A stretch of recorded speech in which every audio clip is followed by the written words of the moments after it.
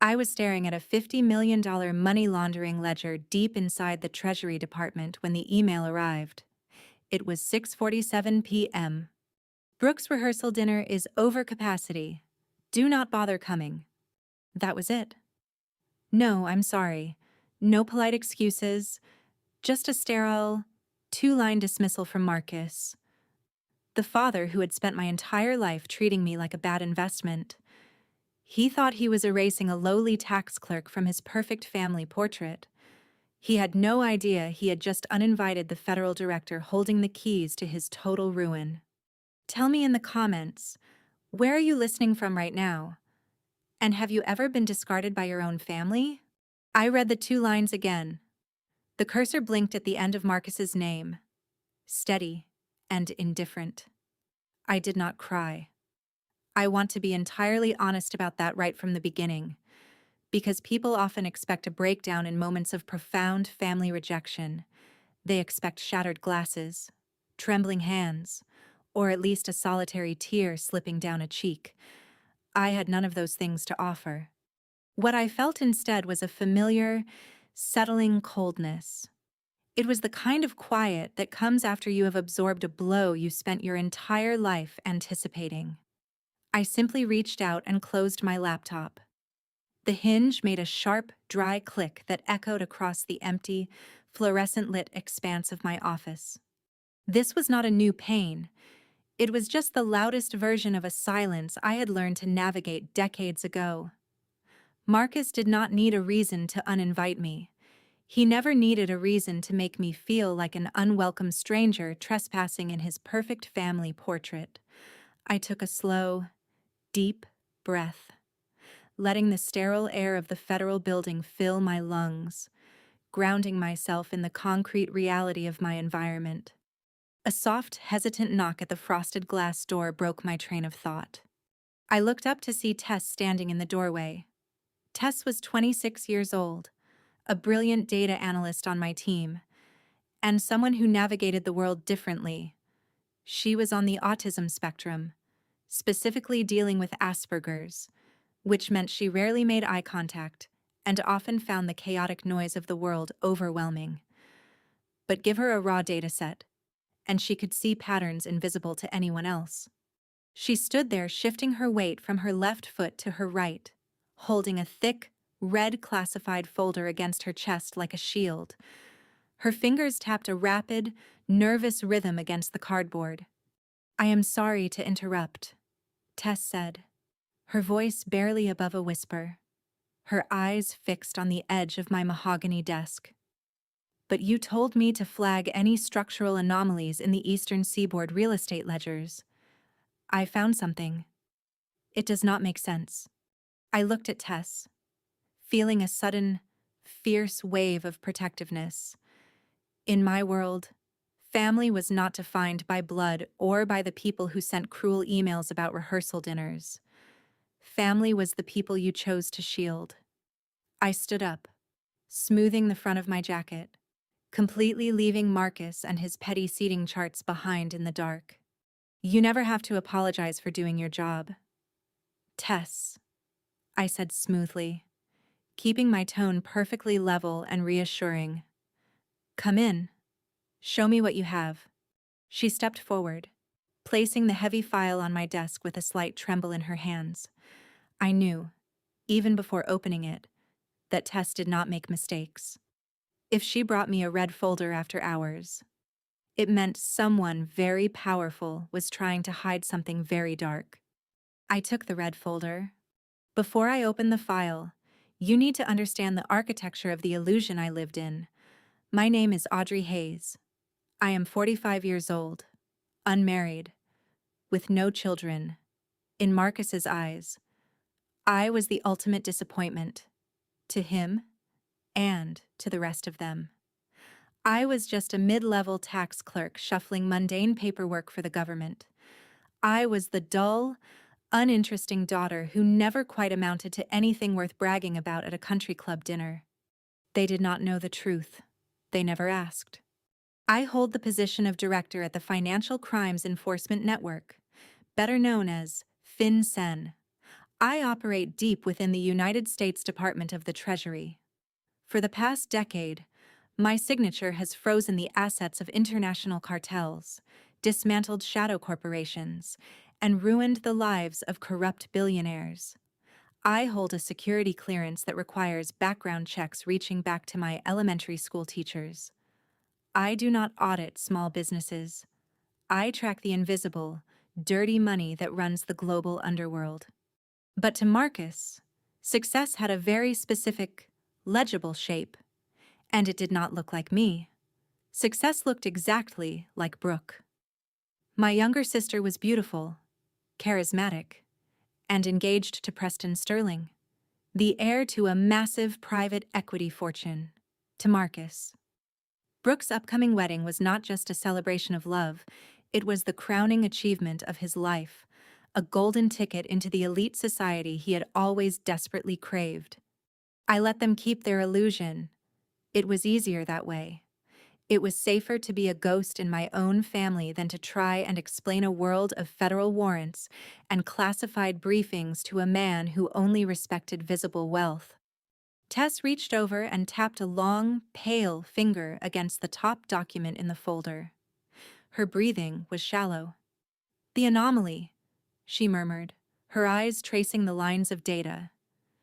"It is a layered routing scheme, classic placement and layering, but the volume is massive. It bypasses the standard flagging protocols because it moves through charitable trusts before hitting the private equity accounts." I leaned over the desk, my eyes scanning the heavily encrypted transaction log she had managed to decode. Tess was right. It was a masterpiece of financial camouflage. Millions of dollars were being washed through phantom charities in the Caribbean, routed through European holding companies, and quietly deposited into domestic real estate portfolios. It was clean, efficient, and entirely illegal. "How long has this structure been active?" I asked, my voice betraying none of the adrenaline suddenly spiking in my veins. 3 years, Tess replied, finally glancing up at my chin. "The total volume moved through this specific funnel over the last 36 months is staggering." I triple-checked the routing numbers. The ultimate beneficiary is always the same domestic entity. I pulled a pen from my pocket and traced the complex web Tess had mapped out on the paper. I followed the money. In my profession, the money is the only thing that tells the absolute truth. People lie, families betray, but ledgers leave an undeniable footprint. The numbers never lied. I turned the page, moving deeper into the financial labyrinth Tess had uncovered. The sums were not just large, they were astronomical. 5 million here, 12 million there. The deposits were carefully staggered to avoid triggering automated federal alarms. But Tess had built a custom algorithm to catch the macro patterns, and the pattern was blindingly clear. "What is the exact figure?" I asked quietly, my eyes scanning the final column of the aggregated spreadsheet. $50 million, Tess whispered, taking a half step back from the desk as if the number itself might burn her. Exactly $50 million washed clean and fully integrated into the domestic market within the last quarter alone. I traced the final routing number to the ultimate holding company. The LLC was buried under 3 layers of corporate veils, registered in Delaware, managed by a proxy firm in Nevada. It was designed to be a dead end for any standard investigator. But I was not a standard investigator, and FinCEN had tools that pierced corporate veils with ruthless efficiency. I typed the federal identification number into my secure terminal. The system hummed, cross-referencing encrypted databases available only to senior directors. The loading bar crept across the screen. I waited. The silence of the room broken only by the soft whir of the server fan. The screen blinked green. The true beneficiary owner of the shell company appeared in stark, black text. "Preston Sterling." I stared at the name.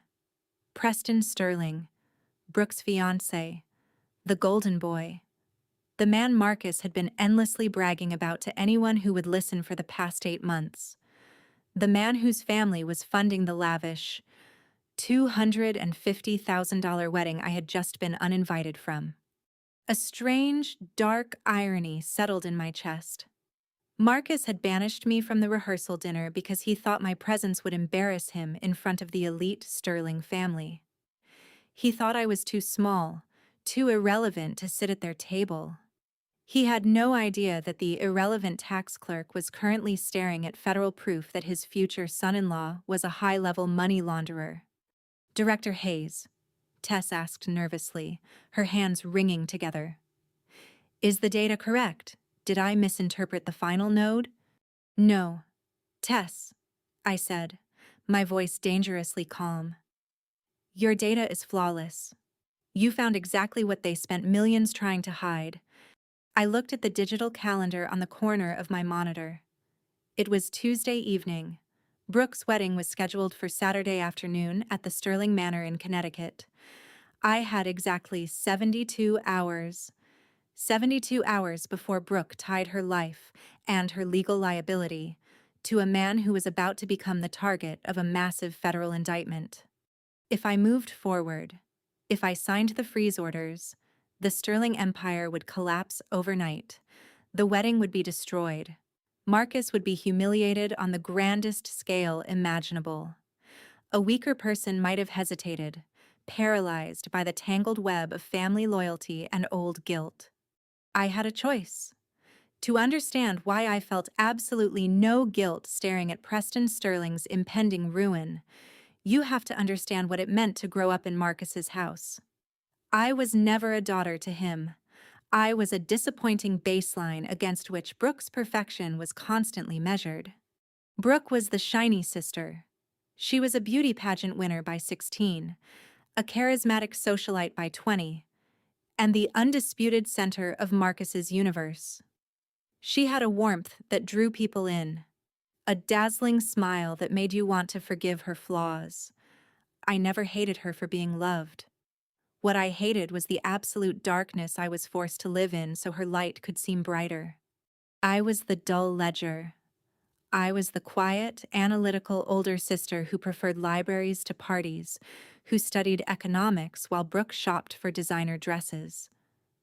Marcus never understood me, and because he did not understand me, he resented me. His neglect was not violent. It was a slow, quiet erosion of my worth. I remember my college graduation. I stood on the lawn in my cap and gown, watching my classmates embrace their proud parents. Marcus did not come. He told me the drive was too long, and it conflicted with a minor country club tennis tournament Brooke was participating in. "You understand, Audrey," he had said on the phone, his tone dripping with weary impatience. "It is just a piece of paper. Brooke's match is a live event." Then there were the birthdays.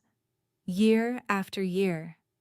My birthdays slipped by unmarked, completely forgotten in the chaotic whirlwind of Brooke's social calendar.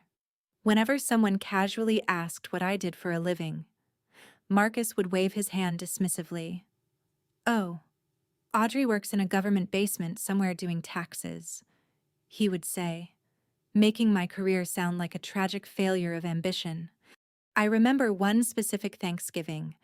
I had just been promoted to a senior intelligence role, a massive achievement I tentatively tried to share over dinner. Marcus cut me off before I could finish the sentence. He looked at me with cold, calculating eyes and delivered a line I never forgot. "Families do not need accounting ledgers, Audrey. They need charm. Try to smile more." He never asked a single question about my life. He never wondered how I afforded my apartment in the city, or why I occasionally traveled with diplomatic security. He simply decided I was a failure because I did not fit his narrow, superficial definition of success. So, sitting in my office at the Treasury Department, staring at the evidence that would vaporize his precious social climbing dreams, I did not feel the urge to protect him. Marcus had spent my entire life teaching me that I was an outsider, a guest who had overstayed her welcome. I had absorbed that lesson perfectly. I owed them no loyalty, no warning, and certainly no protection from the consequences of their own blinding greed. I learned to stay hidden. There was only one person in my entire life who ever truly saw me. He was not a relative, and he certainly was not Marcus. His name was Arthur Harrison. He was a retired Supreme Court justice, a man whose mind was as sharp as cut glass. I met him 20 years ago when I was a junior intelligence analyst, assigned to brief his committee on overseas financial networks. While the other politicians in the room ignored the quiet woman presenting the data, Arthur listened. He saw past my plain gray suits and my reserved demeanor. He recognized the precise, methodical way my brain processed complex structures. He became my mentor, guiding me through the treacherous political waters of Washington. Arthur taught me the most valuable lesson of my career. He used to sit in his leather armchair, swirling a glass of sparkling water, and say, "Audrey, true power never needs to announce itself. The moment you have to raise your voice to prove you are in charge, you have already lost control. Let the loud people dig their own graves. You just hold the shovel." I absorbed his wisdom completely. It became my armor against the relentless dismissals of my own family. When Marcus bragged about Brooke's social conquests, I thought of Arthur's quiet nod of approval. After I dismantled a multi-million-dollar fraud ring, Arthur was the father figure I had always needed, a man who measured my worth by the sharpness of my intellect, not the charm of my smile. 3 years ago, Arthur passed away quietly in his sleep. But before he died, he left me something. It was a heavy, sealed manila envelope, hand-delivered by his personal attorney the day after his funeral. The attorney had looked at me with a mixture of deep respect and lingering curiosity. "Justice Harrison instructed me to give this directly to you, Director Hayes," he had said. He spent his final weeks drafting it. The envelope currently sits inside a biometric safe, bolted to the floor of my office. Inside is a masterpiece of legal architecture. It is an irrevocable jurisdiction mandate, a document co-signed by the sitting Attorney General and drafted with Arthur's unmatched mastery of constitutional law. It effectively grants me absolute, unchallengeable authority over any domestic financial investigation involving systemic political corruption. It was designed to be an impenetrable shield, a legal weapon that no senator, no lobbyist, and certainly no billionaire could ever bypass or overrule. I had never opened the secondary seal. I had never needed to use it. Arthur had attached a small, handwritten note to the front of the file with a simple, chilling instruction: "Break only in case of ultimate corruption." My silence around Marcus was not just a defense mechanism. It was the foundation of the greatest illusion I had ever built. To understand the true depth of the irony playing out, you have to go back exactly 10 years. 10 years ago, Marcus lost nearly everything. He had bet his entire retirement and the equity of his house on a series of highly leveraged, extremely foolish real estate investments. When the market corrected, his portfolio evaporated. The bank sent a notice of foreclosure on the family home in Connecticut. I remember the frantic, tearful phone calls from Brooke, who was terrified of losing her childhood bedroom. Marcus was humiliated, facing the terrifying prospect of moving into a small rental and losing his status at the country club. I did not offer him a loan. Marcus would never have accepted money from his failure of a daughter anyway. The sheer indignity of being rescued by a government clerk would have destroyed his fragile ego. Instead, I used a fraction of my accumulated wealth. Working in federal finance meant I understood exactly how to move capital invisibly. I established a blind shell company, a limited liability corporation named Ironwood Holdings, registered through a proxy law firm in Delaware. Ironwood Holdings swooped in at the 11th hour, buying the family home directly from the bank in a cash transaction. The very next day, the faceless corporate landlord issued a lifetime lease to Marcus for the sum of $1 a month, citing a philanthropic corporate grant program for distressed seniors. Marcus was overjoyed. He spent the next decade bragging at every Thanksgiving dinner about his incredible luck. He would stand at the head of the table, carving the turkey, spinning wild theories about the benevolent billionaire behind Ironwood Holdings, who had recognized his inherent value as a community pillar. I would sit at the far end of that same table, wearing a simple sweater, sipping my water in absolute silence. I listened to him praise a phantom corporation while ignoring the daughter who actually owned the roof over his head. I never corrected him. I never slipped the deed onto his plate. If I told him the truth, he would hate me for it. He would hate that I had the capital, and he would hate that I had seen his failure. Letting him believe a billionaire stranger had saved him preserved his dignity. It kept the peace. It maintained the delicate, fragile ecosystem of our family dynamic. The illusion was perfect. My desk phone vibrated, pulling me out of my memories. It was not the secure federal line. It was my personal cell phone, the one only 3 people in the world had the number to. The screen lit up with Marcus's name. I let it ring 3 times. Then, keeping my breathing perfectly steady, I answered. Audrey. Marcus barked into the receiver. There was no greeting. Behind his voice, I could hear the unmistakable acoustic signature of wealth. The bright clinking of crystal champagne flutes, the low murmur of a string quartet, the polite laughter of people wearing designer evening wear. He was already at the Sterling Manor. Hello, Marcus, I said evenly. I assume you saw the email I had Brooks' coordinator send you, he continued, his tone brisk and entirely devoid of warmth. The venue for the rehearsal dinner is strictly at capacity. Margaret Sterling is very particular about these things. It is a highly curated list. Senators, hedge fund managers, that sort of crowd. You understand. He did not wait for me to answer. He never did. I am calling to give you a piece of advice, he said, lowering his voice as if sharing a crucial state secret. The wedding itself on Saturday is going to be spectacular. The budget is over $250,000. Margaret has flown in florists from Paris. It is a different echelon. Audrey, since you will not be attending the preliminary events, I expect you to send a gift. And please, use some common sense. Do not send a cheap toaster or a discount gift card. Margaret notices these things. It reflects poorly on me.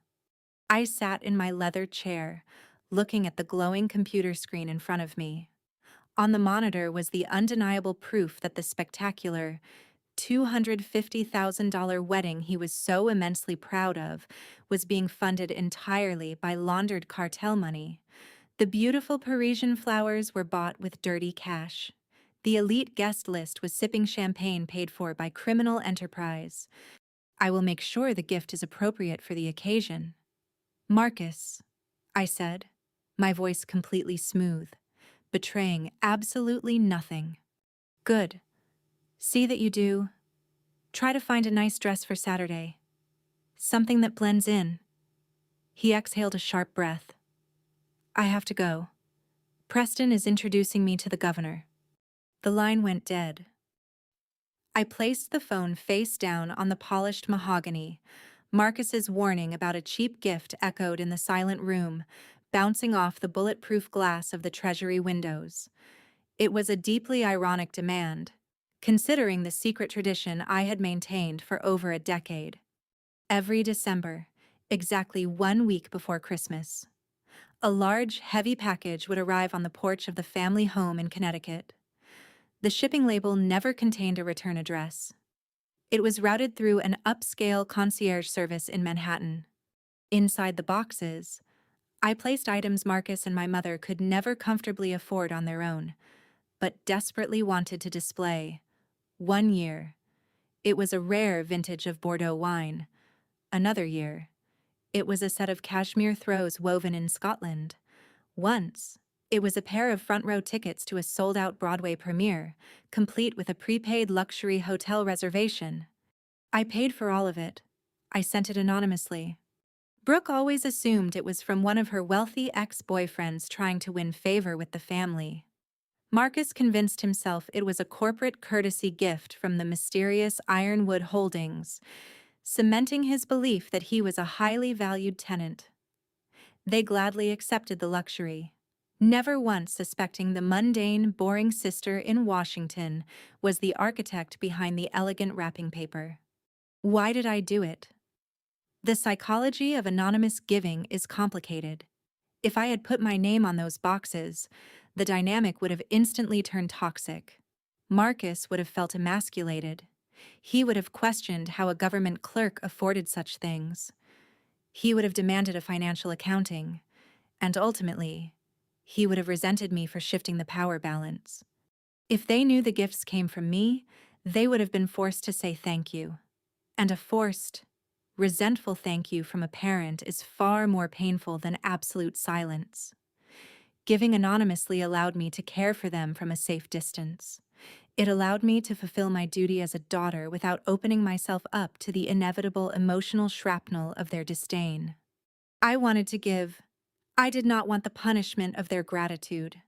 I looked back at the screen, at the $50 million money laundering scheme connected to Preston Sterling. The era of anonymous gifts was officially over. It was safer this way. If you have never lived inside a family that designated you as the failure, my silence might infuriate you. You might ask why I never slammed my federal badge on the Thanksgiving table. You might wonder why I never pulled up my bank accounts to prove Marcus wrong, or why I did not scream the truth when I received that cruel email about the rehearsal dinner. The answer lies in the trap of normalization. When you are systematically undervalued by the people supposed to love you, you develop a distinct set of survival mechanisms. You learn very quickly that defending yourself only invites more brutal attacks. If I had revealed my true position at FinCEN, Marcus would not have apologized. He would have immediately demanded to use my power. He would have asked me to manipulate tax codes for his friends, or leverage my influence to boost his social standing. And when I inevitably refused, because my integrity was not for sale, I would have become a villain instead of just a disappointment. The silence was not a sign of weakness. It was a highly calibrated tactical shield. It is a psychological phenomenon known as learned self-preservation. You make yourself a small, uninteresting target so the predators look elsewhere. You accept the minor insults to avoid the catastrophic wars. Over 20 years, I had built a fortress of neutrality. The normalization of their cruelty was a heavy, invisible chain. But it was a chain I willingly wore to protect the fragile peace of my own mind. I was comfortable in the shadows. I preferred the cold, absolute logic of financial data to the messy, irrational demands of family politics. I had convinced myself that keeping the two worlds entirely separate was the only way I could survive them both. But Preston Sterling had just dragged my family directly into the center of my jurisdiction. The invisible chain was about to snap. I reached for my keyboard, ready to initiate the standard tracking protocols for the Sterling accounts. I needed to build the evidence chain before I executed the freeze. Before my fingers touched the keys, a sharp, piercing alarm echoed through the office. It was not the standard notification chime. It was a blaring, high-decibel warning from the secure terminal. My eyes darted to the monitor.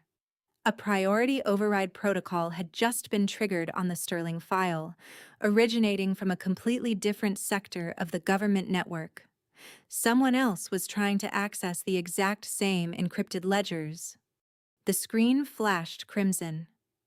The crimson flashing screen in my office indicated a priority override. Someone else in the federal grid was trying to access the encrypted Sterling ledgers. I leaned closer to the monitor, my eyes narrowing at the digital footprint. It was a mid-level investigator from the Securities and Exchange Commission, likely running a routine sweep on private equity compliance. They had stumbled blindly onto the edge of the cartel's laundering network. If the SEC flagged the accounts now, it would trigger an automated notification to Preston Sterling's compliance officers. The money would instantly vanish into untraceable offshore crypto wallets before the sun came up. "Tess," I said, my voice perfectly steady. "Initiate Protocol Delta. Isolate the node." Tess's fingers flew across her keyboard with breathtaking speed. The nervous trembling from earlier completely disappeared the moment she engaged with the data. Within seconds, she had erected a digital firewall around the specific server hosting the evidence. She locked out the SEC investigator, securing exclusive jurisdiction for FinCEN. We were now the only two people in the world who could see the full picture. "Lockout successful," Tess murmured, pushing her glasses up the bridge of her nose. "We have an encrypted bubble. No one can see what we are compiling." "Good. Let us map the empire." For the next 4 hours, the world outside the Treasury Department ceased to exist. We did not speak about weddings, seating charts, or rehearsal dinners. We spoke the language of numbers, routing codes, and corporate veils. We printed hundreds of pages, pinning them to the large corkboard on my wall, connecting the dots with precise red lines. The scope of Preston Sterling's operation was horrifyingly elegant. He was not a street-level criminal. He was a wealthy, educated aristocrat using his family's prestigious private equity firm as a massive washing machine for illegal syndicates. The cartel deposited dirty cash into phantom charities registered in island nations. Preston's firm then invested heavily in these charities, pulling the money back stateside as clean, legitimate dividends. He used the clean money to buy commercial real estate, high-end art, and luxury assets. And part of that clean money was currently paying for a $250,000 wedding in Connecticut. I stood back and looked at the corkboard. It was a sprawling map of human greed. Preston Sterling had built an empire on blood money, and he was hiding it behind the polished, untouchable facade of his family's legacy. He thought his wealth made him immune to consequence. He thought the rules did not apply to his bloodline. I looked at the final, undeniable proof connecting his personal signature to the illicit transfers. The paper trail was absolute. There were no loopholes left. The empire was falling. It was 3 a.m. when the reality of what I was about to do fully intersected with my family's fragile illusion. Tess had gone down to the cafeteria to find more black coffee. I sat alone in my chair, staring at the finalized draft of the asset freeze authorization. I picked up my phone and opened a social media app. It was a rare indulgence, a habit I usually strictly avoided. I navigated to Brooke's public profile. Her latest post was a short video, uploaded just hours ago. She was standing in the grand ballroom of the Sterling Manor, laughing brightly. Behind her, a team of florists was arranging thousands of imported white orchids. The caption read, "Counting down the seconds. The perfect life begins Saturday." I stared at her smiling face. Brooke had no idea. She was completely oblivious to the fact that the man she loved was a federal criminal. She was insulated by her privilege, blinded by the sparkling diamond on her finger and the endless credit limits Preston provided. If I pressed the execute button on my terminal, the federal freeze would hit the banking system by Thursday morning.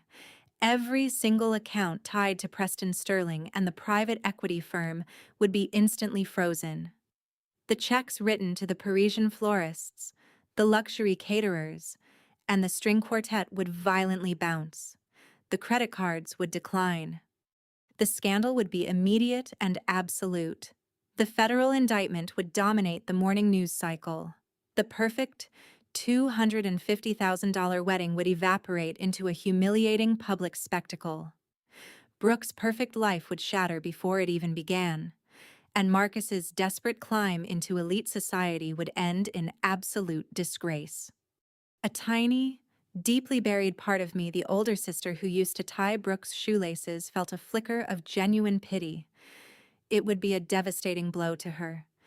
But then I looked back at the corkboard. I thought about the victims of the cartels that Preston Sterling was financing. I thought about the systemic corruption that allowed men like him to float above the law while ordinary people suffered. I thought about my mentor, Arthur, and the oath I had sworn to protect the integrity of the financial system. Brooke's embarrassment was collateral damage. I could not protect her feelings without betraying my duty. The law does not care about rehearsal dinners or imported white orchids. I set the phone face down on the desk. I smoothed the lapel of my suit and pulled the freeze authorization toward me. I made my choice. I did not draft the orders with a sense of vindictive triumph. There was no dramatic music swelling in the background, no evil grin on my face. The execution of federal power is ultimately a bureaucratic process, and I treated it with the exact, methodical precision it required. When the sun finally rose over Washington, casting a pale, gray light through my office windows, the paperwork was complete. I had generated the necessary warrants, the banking freeze mandates, and the preliminary indictment notifications for the Department of Justice. I did not pick up the phone to call Marcus. I did not send a warning text to Brooke. I did not contact Margaret Sterling to gloat about her impending downfall. A weaker person might have sought the immediate gratification of a dramatic reveal. They might have wanted to hear the shock in Marcus's voice, to finally prove their worth by destroying his idol. But I remembered Arthur's lesson. True power is perfectly silent. The moment you use your authority to settle a petty family score, you degrade the authority itself. I was not doing this to punish Marcus for uninviting me from a dinner party. I was doing this because Preston Sterling was a criminal. The fact that the target happened to be marrying my sister was a complication, not the motivation. I opened the top drawer of my desk and took out my favorite fountain pen. It was a heavy, silver instrument Arthur had gifted me when I was promoted to director. I uncapped it carefully. I signed my name on the bottom line of the authorization, Audrey Hayes, Director, FinCEN. With that single stroke of ink, $50 million of illegal capital ceased to exist in the operational market. The lives of the Sterling family were fundamentally altered, though they would not know it for another 24 hours. The orders were staged in the system, set to execute automatically on Thursday morning, exactly 48 hours before Brooke was scheduled to walk down the aisle. I placed the capped pen back in the drawer. I handed the physical file to Tess, who had returned with the coffee, looking exhausted but deeply accomplished. "Route this to the DOJ liaison," I instructed quietly. "Tell them the freeze goes live at 0800 hours tomorrow. No exceptions." Tess nodded, taking the file with both hands. "Understood, Director." I turned back to my empty desk. The ink dried quickly. The first ripple of the impending earthquake did not come from my office. It came from a prominent, glossy political magazine based in D.C. On Wednesday morning, 24 hours before the freeze was set to execute. My phone vibrated with a news alert. A journalist had managed to obtain a leaked transcript of a closed-door congressional subcommittee hearing I had testified at 3 months prior. The hearing was supposed to be classified, focusing on the Treasury's new, aggressive initiatives to crack down on legacy wealth-hiding illicit funds. The article's headline was bold and provocative. "The Treasury's Silent Hammer: How Director Audrey Hayes is Targeting the Elite." The piece quoted my testimony extensively. It painted me as a ruthless, unyielding federal watchdog who refused to bow to political pressure. There was no photograph of me, I rarely allowed them, but my name and my exact title were plastered across the digital front page for the entire political and financial world to see. 10 minutes after the article went live, my personal cell phone rang. It was Marcus. I answered it calmly. "Hello, Marcus? Are you insane?" His voice was not just angry, it was a frantic, high-pitched hiss, full of panic and absolute fury. "Are you completely out of your mind, Audrey?" "I assume you read the morning news," I replied, keeping my tone perfectly neutral. "You did this on purpose," he accused, his breath hitching. "You couldn't stand the fact that Brooke is having the most important week of her life. You couldn't stand being excluded from the rehearsal dinner. So you hired some Washington hack to write a puff piece about your little government job just to steal her spotlight." I actually let out a small, dry laugh. It was entirely humorless. The sheer magnitude of his delusion was almost impressive. "Marcus," I said smoothly, "I do not control what political magazines publish. And I assure you, my little government job does not require puff pieces for validation." The transcript was leaked. "Margaret Sterling reads that magazine," he yelled, pacing heavily on the other end of the line. "Her friends read it. They are going to think my family is full of desperate, attention-seeking bureaucrats. You are embarrassing us. Audrey, you are humiliating your sister right before her wedding." He was completely incapable of understanding the reality of the text he had just read. He saw the title, Director of FinCEN, and his brain simply rejected it, converting it into a petty, jealous stunt. He was standing on the deck of the Titanic, yelling at me for arranging the deck chairs incorrectly. "I am very busy, Marcus," I said coldly. "Have a good day." He hung up again. I did not let Marcus's frantic phone call disrupt my morning. I simply placed the phone in my drawer and turned back to the secondary compliance reports. The machinery of the federal government was already moving against the Sterling family, and nothing Marcus said could stop it. But an hour later, the dynamic violently shifted. My office door opened abruptly, completely bypassing the standard protocol of my secretary. Tess stood in the doorway. She was trembling so violently that the tablet in her hands was rattling. Her face was ashen, and for the first time since I had known her, she looked directly into my eyes, her own wide with absolute terror. "Tess, what is wrong?" I stood up immediately, stepping around the desk. They know about me," she stammered, her breathing rapid and shallow. "The Sterling lawyers? They found out." My blood ran instantly cold. "Sit down. Breathe. Tell me exactly what happened." Tess collapsed into one of the leather guest chairs. She explained, her voice cracking, that she had just received an email to her secure personal account. It was from a senior partner at a notoriously aggressive, high-priced law firm retained by Margaret Sterling. Somehow, the Sterling family had sniffed out the impending federal action. They did not know the details of the freeze, but they knew FinCEN was circling. Instead of attacking the Treasury directly, Margaret Sterling had chosen to attack the weakest link in my armor. She had hired private investigators to dig into my team. They had illegally accessed Tess's sealed medical history. The email was a blatant, vicious threat. It stated that if the baseless harassment of the Sterling family did not cease immediately, the law firm would petition to have Tess's federal security clearance revoked.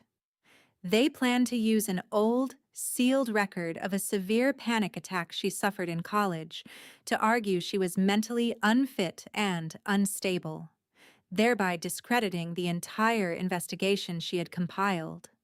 They were going to destroy a brilliant, vulnerable 26-year-old woman's entire career just to buy themselves a few extra days of freedom. I looked at Tess. She was curled into herself, terrified that the career she loved was over. Marcus could insult me. He could banish me from his parties. I could absorb all of that with cold indifference, but Margaret Sterling had just crossed a sacred, unforgivable line. She had targeted someone under my protection. She had threatened my chosen family. The quiet, defensive ice in my veins instantly flash froze into something lethal. I picked up the printed email from Tess's trembling hands. They made a mistake. I looked at Tess. She was 26 years old, brilliant, and completely unequipped to handle the vicious, predatory tactics of corporate lawyers. In my own childhood, when I was pushed into the shadows and made to feel entirely worthless, there had been no one standing between me and the cruelty. Arthur had come later, but in those early years, I was completely alone. I promised myself long ago that I would never allow anyone under my command to experience that specific, paralyzing isolation. The Sterling family thought they were dealing with a minor government bureaucrat. They had no idea they had just declared war on the entire architecture of the Treasury Department. I took the printed email from Tess. I picked up the receiver on my desk and dialed the direct line listed at the bottom of the threat. It belonged to a senior managing partner at one of the most ruthless defense firms in Manhattan. The line clicked open. A smooth, overconfident male voice answered. "This is Director Audrey Hayes of the Financial Crimes Enforcement Network," I said. I did not raise my voice. I spoke with the exact, measured cadence I used when authorizing asset seizures. "You recently sent an email to one of my federal analysts. You referenced illegally obtained, sealed medical records." Director Hayes. The lawyer chuckled, attempting to sound patronizing. "My client simply wants to ensure that any investigation is being handled by competent personnel. We have concerns about the mental stability." "I am not calling to negotiate with you," I interrupted, my voice dropping 10 degrees. "I am calling to inform you of your immediate reality. You have threatened a federal employee performing a classified national security review. If you or anyone in your firm ever contacts my analyst again, I will not bother with a polite warning. I will initiate a comprehensive forensic audit of every single trust fund your firm manages. I will freeze your operating accounts by dawn, and I will personally refer your partners to the Department of Justice for witness tampering." There was a heavy, suffocating silence on the other end of the line. The arrogant chuckle completely vanished. Lawyers who protect dirty money know exactly what happens when FinCEN turns its full attention toward their own ledgers. "Do we have an absolute understanding?" I asked softly. "Yes, Director," the lawyer replied, his voice suddenly hollow and remarkably tight. "It was a misunderstanding. We will withdraw the correspondence." I hung up the phone without another word. I turned back to Tess, who was staring at me with her mouth slightly parted, the fear in her eyes replaced by a profound, stabilizing awe. I handed the paper back to her. She was safe. I had built the wall she needed. If you have ever had to stand up for someone who could not stand up for themselves, hit the like button right now. The predators had retreated. Margaret Sterling was not a woman accustomed to hearing the word no. When her million-dollar legal team informed her that their intimidation tactics had failed spectacularly, she did exactly what entitled people always do. She demanded to speak to the manager. Less than 2 hours after I protected Tess, my phone rang again. This time, the caller ID showed a conference line. I pressed the connect button and leaned back in my chair. "Audrey," Marcus began immediately. His voice was tense, trembling on the edge of panic. "I am sitting here with Margaret Sterling. We need to clear up this absurd situation you have created before it ruins the entire week." "Director Hayes." Margaret's voice cut in, sharp and polished, dripping with the kind of aristocratic condescension that money usually buys. "I do not know what sort of power trip you are currently enjoying down there in your little basement office, but it ends today. My family has friends in Washington. Very powerful friends. We play golf with the senators who approve your department's budget. I will not have my son harassed by a jealous, bitter woman trying to sabotage her own sister's wedding. I listened to her rant without a single interruption. It was fascinating, in a clinical sense, to hear someone so profoundly ignorant of their own impending destruction. She thought this was a domestic dispute. She thought I was acting out of petty spite because Marcus had kicked me off the rehearsal dinner seating chart.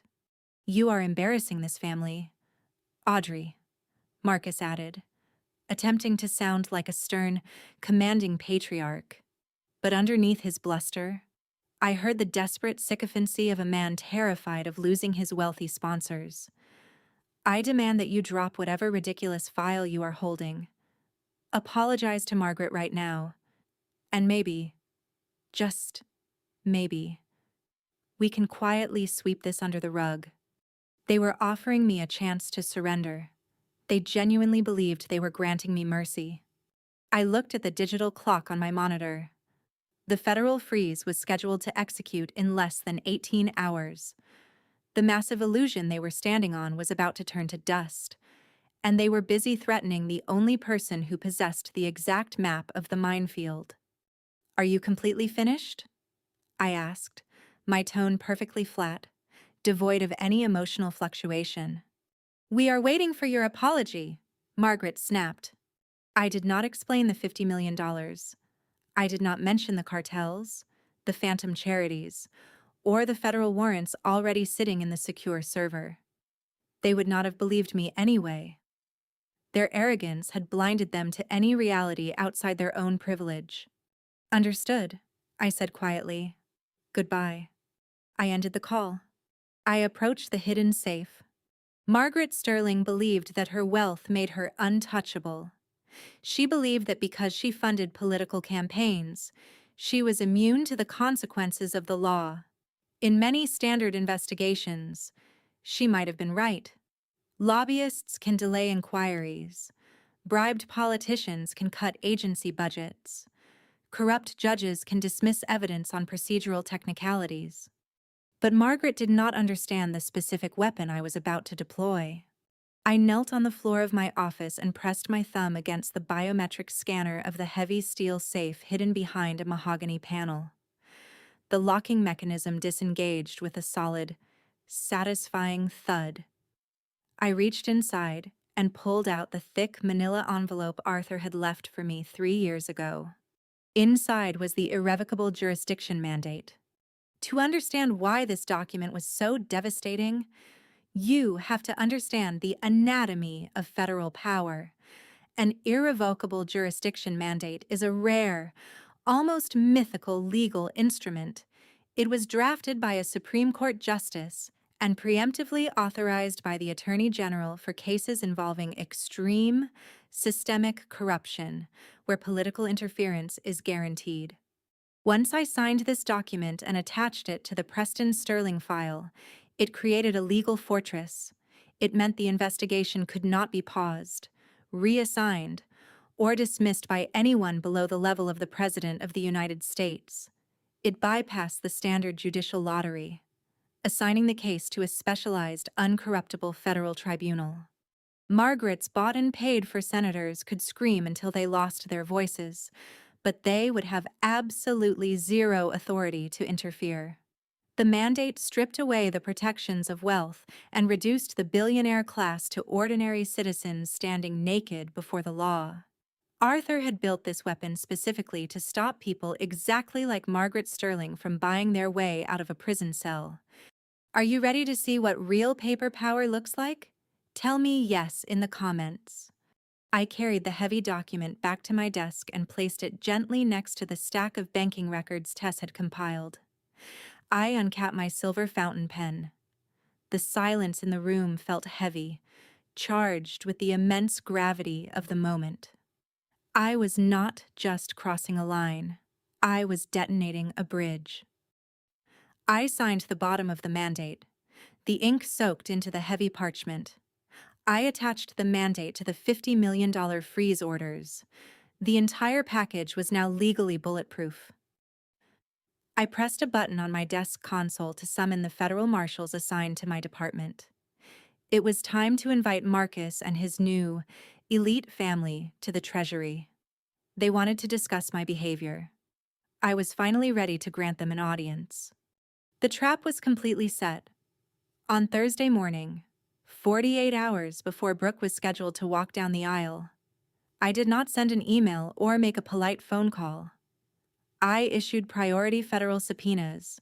Federal marshals arrived simultaneously at Marcus's rental home and the Sterling Manor.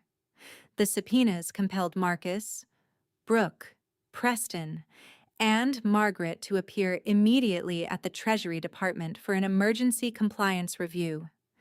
Failure to comply would result in immediate physical arrest.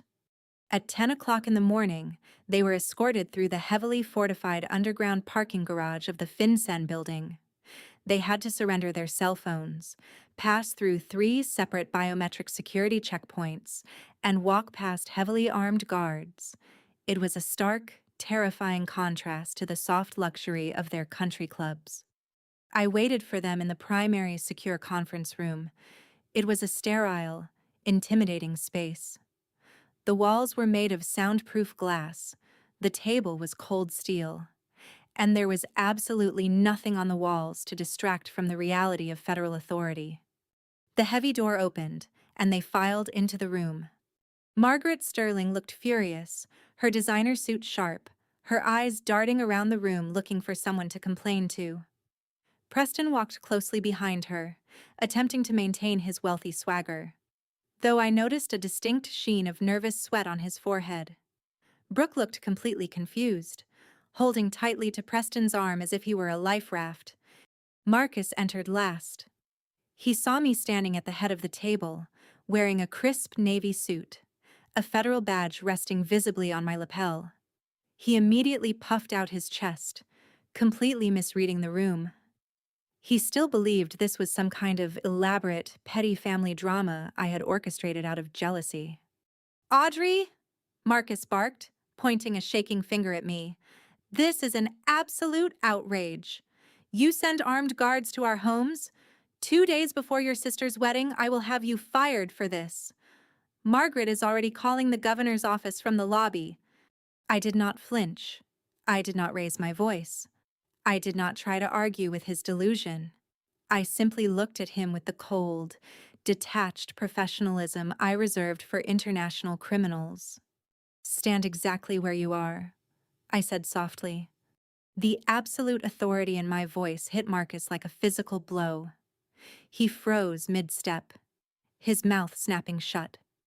Margaret opened her mouth to protest, but the 2 federal marshals standing silently by the door shifted their posture, and she wisely reconsidered. I placed the folder down. The room was so quiet you could hear the subtle hum of the air conditioning vents overhead. I picked up the massive, 400-page dossier Tess had meticulously compiled and slid it smoothly across the glass table. It glided effortlessly, stopping directly in front of Preston Sterling. Preston stared at the heavy red folder as if it were a venomous snake. "Preston Sterling," I began, my voice perfectly level, carrying to every corner of the soundproof room. "Between March of 3 years ago and yesterday afternoon, you authorized the transfer of exactly $50 million from an offshore holding company registered in the Cayman Islands into the domestic operating accounts of your private equity firm." Brooke frowned, looking back and forth between me and her fiancé. "What is she talking about?" "Preston." "What money?" Preston did not look at her. He kept his eyes glued to the red folder. The arrogant swagger had completely evaporated from his posture. "The offshore holding company," I continued, pacing slowly behind my chair, "is a known shell entity operated by a transnational narcotics cartel. You received the funds under the guise of charitable investments. You layered the money through 3 separate corporate veils in Delaware and Nevada, effectively washing it clean before using it to purchase commercial real estate in Manhattan." "This is a ridiculous fabrication," Margaret shouted, stepping forward, her face flushed with indignance. "My son is a respected investor. You are a disgruntled clerk making up lies because you were excluded from a dinner party. We are leaving right now. If you attempt to open that door, Mrs. Sterling, the marshals will place you in handcuffs," I said, not even turning my head to look at her. "Please remain quiet. I am not finished." I looked directly at Marcus. He was staring at me with a look of absolute, unadulterated shock. The reality was finally beginning to penetrate his thick armor of denial. He was watching the daughter he had dismissed as a failure systematically dismantle a billionaire with clinical precision. "As of 8 o'clock this morning," I stated, tapping a single sheet of paper on the table, "I have executed a comprehensive federal freeze on all assets tied to the Sterling enterprise. Your bank accounts are locked. Your corporate lines of credit are suspended. The checks you wrote for the wedding florists, the caterers, and the venue will bounce by noon today." Brooke gasped, her hands flying up to cover her mouth. She stepped away from Preston, her eyes wide with horror. "You are bankrupt, Preston," I told him, dropping the final, undeniable truth into the silent room. "And you are currently the primary target of a Department of Justice indictment for money laundering and wire fraud." Preston forgot how to breathe. When confronted with their financial crimes, Margaret Sterling reacts with aggressive entitlement, threatening to use her powerful political connections to destroy the investigator. Her son Preston remains paralyzed by the undeniable evidence in the dossier, ignoring the frantic pleas of his fiancée, Brooke, while Marcus watches the wealthy empire he idolized begin to crumble. As Margaret attempts to storm out of the room, the investigator calmly stops her by revealing an irrevocable jurisdiction mandate. This high-level document grants the investigation absolute immunity from any political or legal interference, and the investigator reveals that Margaret's political allies have already abandoned her. With their assets completely frozen and arrests imminent, the arrogant family, along with the father who spent decades underestimating his own daughter, is left trapped in absolute, crushing ruin. When Margaret Sterling's elite defense attorneys attempt a desperate last-minute injunction to halt the asset freeze, the investigator swiftly neutralizes the threat by serving them with a federal subpoena for obstruction of justice, causing the legal team to immediately abandon their client. In the aftermath of the Sterling Empire's total collapse and Preston's incarceration, the investigator meets with her father, Marcus, and finally reveals the ultimate truth. She was the anonymous benefactor who saved his home years ago, shattered by guilt and newfound respect. Marcus begs for forgiveness, but she refuses to grant a quick absolution for 2 decades of emotional neglect. Instead, she brings him to her secure archive room, demanding he read through 20 years of her meticulously documented life to truly understand the daughter he ignored. Months later, as her family slowly rebuilds their relationships on genuine truth and effort, the investigator reflects on the quiet, methodical nature of true power before turning her unwavering focus back to her endless pursuit of justice.